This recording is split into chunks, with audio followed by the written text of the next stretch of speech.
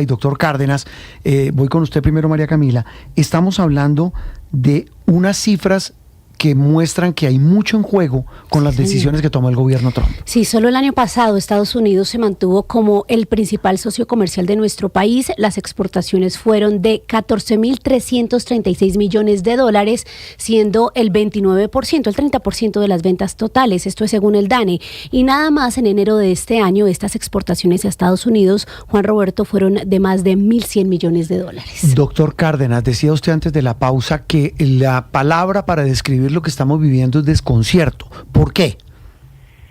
Porque estamos en un fuego cruzado muy complicado. Si uno mira para adentro, aquí en Colombia, pues la situación del gobierno, la constante polarización, polémica, controversia, falta de gobierno, todos los problemas internos, pues ya serían un tema suficientemente grande como para tenernos en la zozobra y la incertidumbre.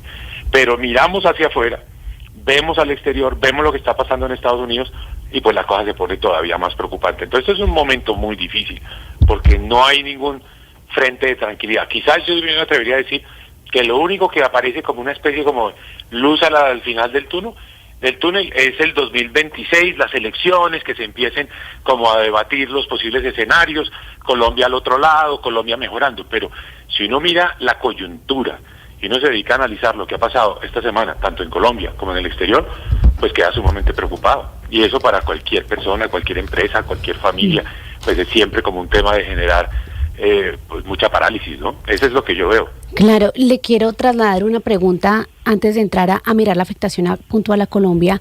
Doctor Cárdenas, ¿qué hace hoy Ricardo Ávila, el analista senior económico del Tiempo, en su artículo? Y es, ¿por qué fue menos ambicioso en este sentido Donald Trump en su primera administración, si hay muestras de que él piensa esto incluso desde 1987, cuando él mismo pagó de su propio bolsillo un anuncio en todos los periódicos con esta misma política? ¿Qué lo frenó antes en su primera administración?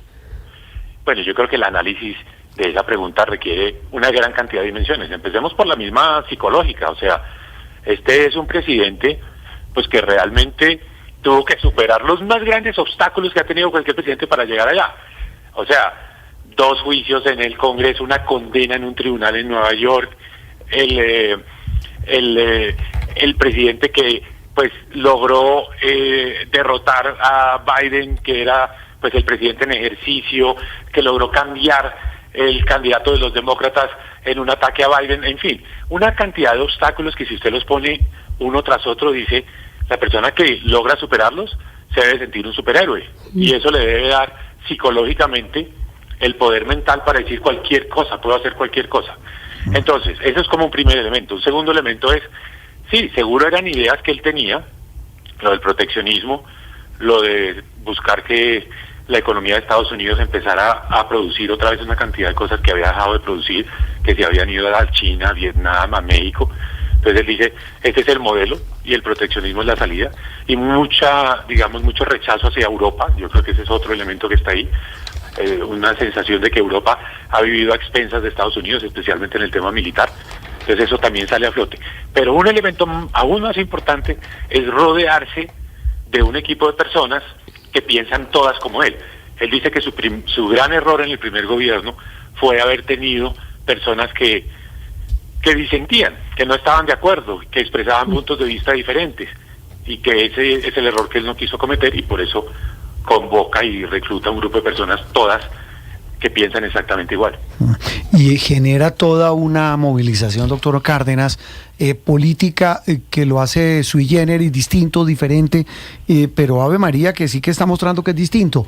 Y un elemento, Juan Roberto, claro, sí, también, que sí, hay que mencionarlo, sin mucha oposición, porque los demócratas quedaron totalmente golpeados después de las elecciones, mostraron que no tenían ninguna base muy sólida electoralmente, y pues eso lo está capitalizando Trump. ¿Sabe quién se puede? Hablábamos con Juan Camilo Merlano hace instantes, usted lo alcanzó a escuchar, que sabe quiénes pueden volverse los abanderados de la oposición del presidente Trump, y ya vamos a hablar del tema Colombia, pero del tema global y del tema estadounidense, los mismos empresarios.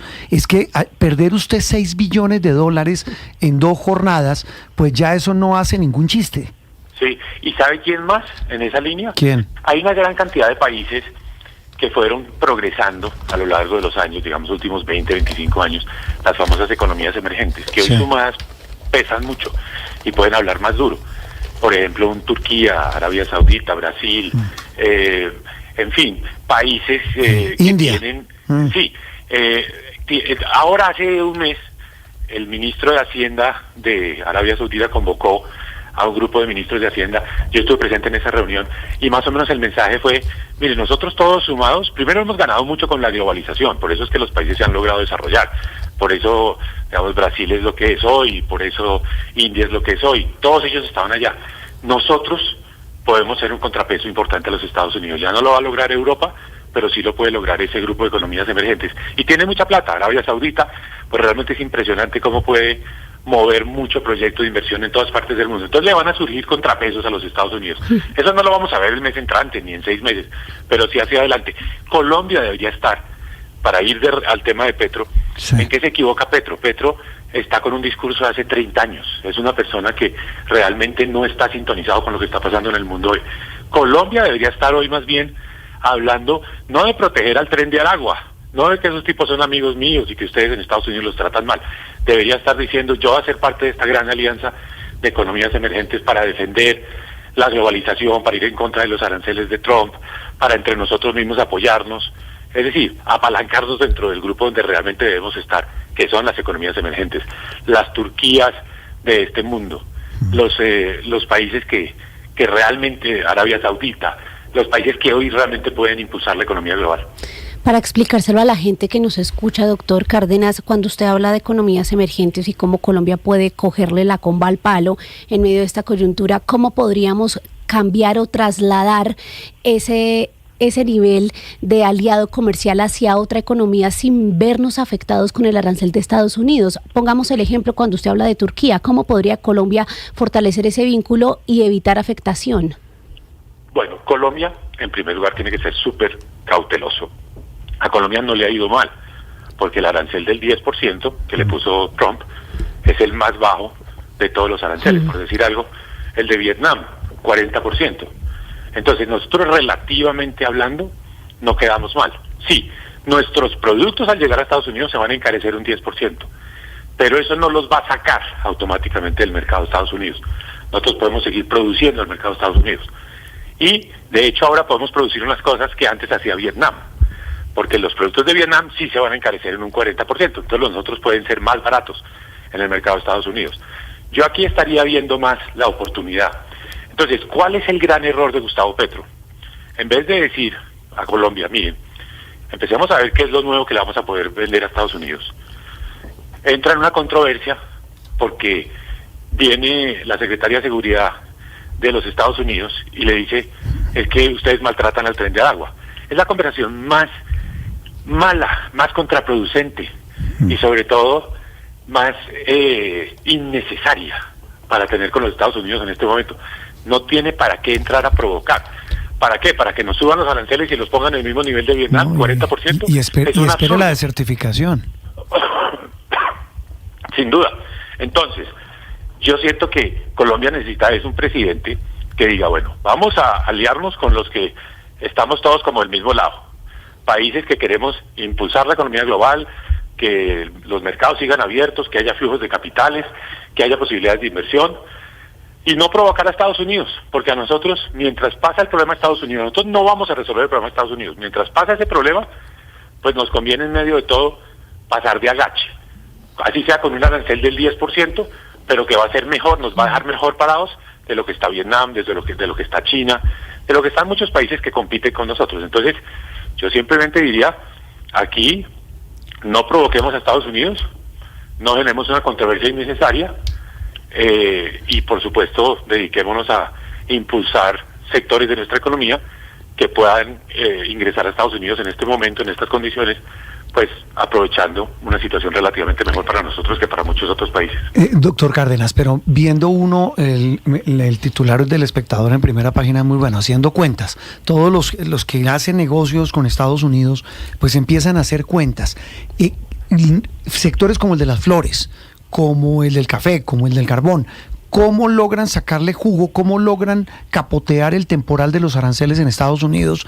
Porque pues tienen una economía muy buena, muy boyante, dependiendo siempre de Estados Unidos. Pero ¿cómo hace para que esa economía no se vuelva frágil por cuenta de los aranceles? Bueno, hay que seguir vendiendo a Estados Unidos.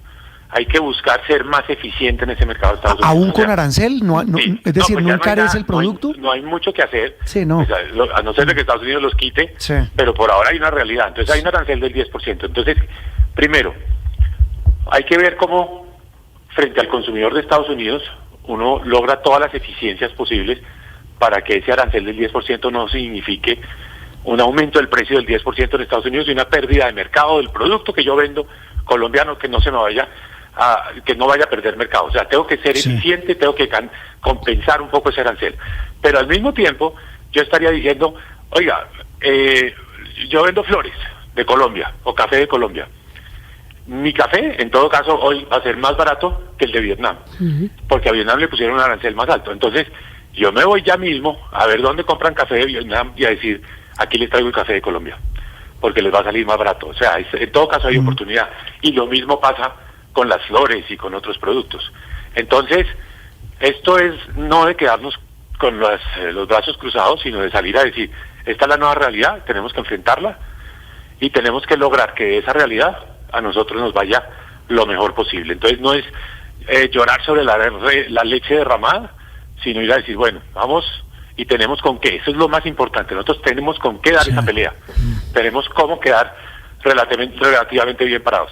Sí, ahí es clave el músculo empresarial y productivo de Colombia, pero para entenderlo un poco, doctor Cárdenas, ya con la imposición de este arancel, ¿en qué momento se empieza a sentir? Porque pues ya tenemos despachos comprometidos de aguacatejas, de banano, de flores. Esto lo paga el que transporta, el que entra la mercancía a Estados Unidos, pero ¿cuándo lo podría empezar a sentir, por ejemplo, el productor en campo? Bueno, el que lo va a pagar es el que lo importa a Estados Unidos. O sea, en el momento en el que el producto llega a Estados Unidos, paga ese arancel. Y eso, pues en términos prácticos, significa que el comprador de ese producto en Estados Unidos va a acabar pagando un precio más alto. O sea, el aguacate sube de precio, las flores suben de precio al consumidor de Estados Unidos, en un primer momento. El productor colombiano no tiene que sufrir el efecto de manera inmediata, solo lo sufre si cuando lleguen esas flores o esos aguacates más caros a Estados Unidos, se baja el consumo de aguacates en Estados Unidos, porque entonces nos van a comprar menos aguacates. Ahí es donde empezamos a sentir el efecto. Ahora, ¿va a pasar eso? ¿Esa va a ser la realidad? Muy posiblemente sí. Muy posiblemente cuando suben de precio los productos en Estados Unidos, y van a subir los carros, y va a subir la ropa, y van a subir los alimentos. Cuando suben de precio todos estos productos, pues la economía de Estados Unidos no solo va a tener inflación, sino que va a gastar menos la gente, va a tener una disminución de su poder adquisitivo. Por eso es que las bolsas cayeron tanto esta semana, porque los mercados están diciendo, esto es malo para la economía de Estados Unidos, y por ende es malo para el valor de estas empresas que se listan en las bolsas de Nueva York. Entonces, los analistas en Estados Unidos están diciendo al final, esto es enterrarse el cuchillo en la economía norteamericana, porque la economía se va a desacelerar y va a haber una recesión en Estados Unidos, o por lo menos aumentó la probabilidad de una recesión en Estados Unidos. Entonces, los mercados están descolgados, no porque sientan que lo que está haciendo Trump es malo para Colombia, o para Sudáfrica, o para la India, sino porque sienten que es malo para la propia economía de los Estados Unidos. Pero eso se va a dar un tiempo en verse, o sea, no, el que la economía de Estados Unidos entre como en una fase de crecimiento muy bajo o incluso de recesión, pues no es algo que vaya a ocurrir de un día para otro.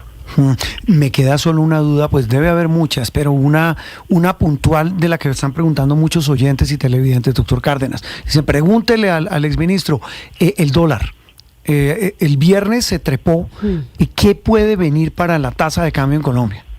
Bueno, esa es una pregunta interesantísima. A todos nos afecta el dólar. El dólar determina el precio de lo que consumimos, de los frijoles, las lentejas, los celulares, todo.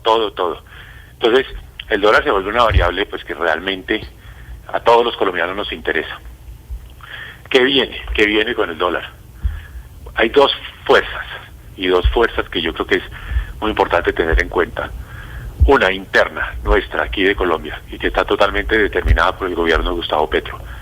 Gustavo Petro ha tomado la decisión, y el cambio de ministro de Hacienda es parte de ese proceso, de gastar, gastar y gastar, con el ánimo de ganar las elecciones el año entrante. Entonces, hay un déficit fiscal, un desequilibrio entre los ingresos y los gastos del gobierno que es creciente y que está llegando a un nivel muy preocupante, es como una bomba de tiempo. Y ese déficit que sigue subiendo, llega un momento donde los inversionistas extranjeros que compran los papeles del gobierno de Colombia empiezan a perder la confianza en esos papeles. ¿Cuándo es ese momento? No sabemos. Por ahora han estado relativamente tranquilos, porque piensan que el país va a volver a la normalidad en el 2026. Es decir, que ganan otra vez las fuerzas políticas responsables, serias, moderadas. Pero esa apuesta, pues, es una especulación, nadie está seguro. El día que esos mercados piensen que el desorden fiscal de Colombia no se va a corregir, sino que se va a agravar, pues los inversionistas sacan sus papeles de Colombia, venden los papeles, se llevan esos dólares y ahí sube el dólar. Entonces, el problema fiscal, esta decisión del gobierno de gastar, gastar, gastar, con el ánimo de tener impacto sobre la favorabilidad, pues nos va a pasar una cuenta de cobro por el lado del dólar. Yo no le puedo decir a Roberto si eso va a ser en 6 meses, en 8 meses, en 10 meses, pero puede ocurrir. Ese es el factor Petro. Pero el dólar también va a depender de otro factor, el factor Trump. Y aquí viene una cosa que es muy paradójica, casi que contradictoria. Pero en la medida en que Trump toma estas decisiones proteccionistas, que ya comenté, afectan negativamente la economía de Estados Unidos y pueden inducir una recesión en Estados Unidos, el mundo entra en pánico, porque cuando Estados Unidos está en crisis económica o en una mala situación económica, el mundo se sacude.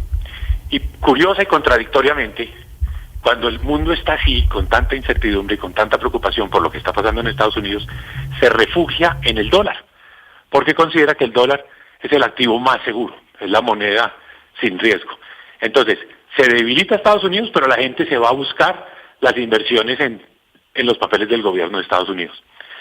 Y en ese momento salen capitales de países como Colombia y por lo tanto también se devalúa la moneda, sube el dólar, porque el mundo entra en pánico y busca esas inversiones seguras en los papeles del gobierno de Estados Unidos. Entonces, tanto por el factor Petro como por el factor Trump, todo apunta a que va a haber devaluación, que sube el dólar.